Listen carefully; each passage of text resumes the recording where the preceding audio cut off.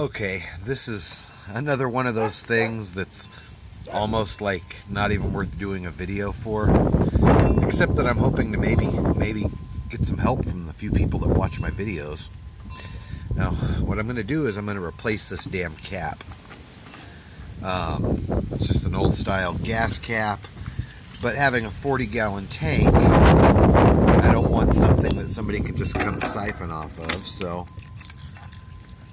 we went out and bought us a new locking gas cap. Now my question though, what do you call this piece? I've seen them at RV parts supply houses. They're fairly standard on most of these RVs. It goes around the filler neck, I guess. I've tried Googling a few different word combinations and nothing's really come out. So if you have any idea what this plastic thing is called, go ahead and leave a comment and let me know.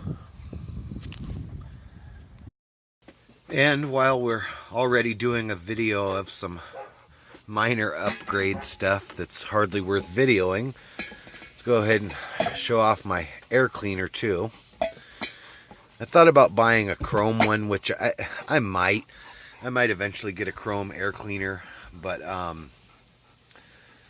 I'm actually thinking I'll probably go with something like a K&N, but I'm not going to spend any money that I don't need to on this until I've put a couple thousand miles on it and I know that I can trust that engine.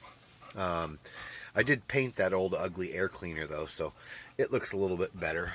And we bought a brand new filter. If you haven't seen the videos from before, we replaced the points and condenser with an electronic ignition and a flamethrower coil from Pertronics. We're gonna suck all of the power steering fluid out of the power steering fluid reservoir probably later today.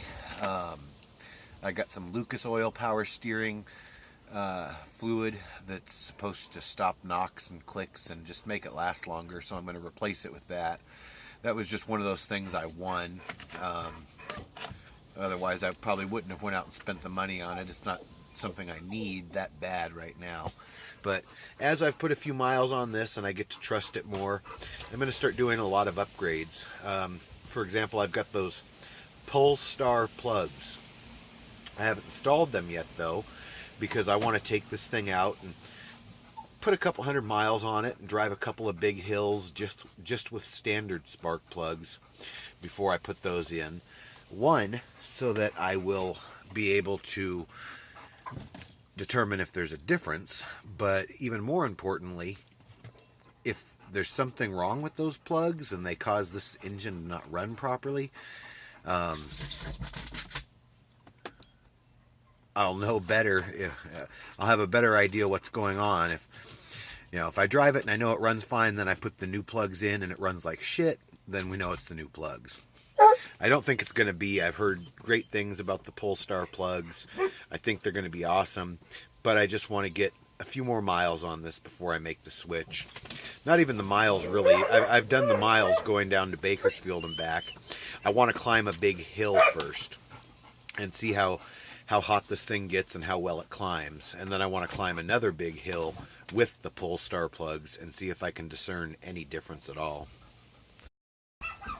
Okay, so here's another one of those videos that's not really worth doing a video all on its own for.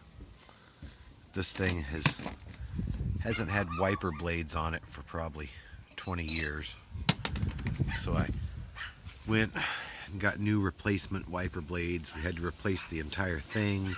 They were like $18 a piece, and this piece didn't fit. I had to actually make that wider so it would fit in there. But they're gonna work. So now we can drive at night and in the rain, and we can actually leave Southern California and drive in the rest of the country without having to worry about getting pulled over for no wipers or clearance lights. So I'm not gonna bore you with the details of how this goes together, but it's just a wiper blade.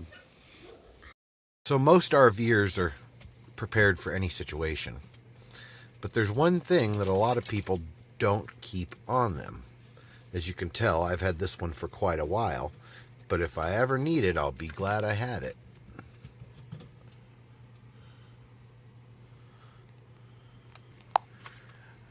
I believe they also make a version for the ladies that has a less ugly man on it. I don't know if I would necessarily consider her attractive, but she's certainly better looking than anybody whose head I would have to place this bag over.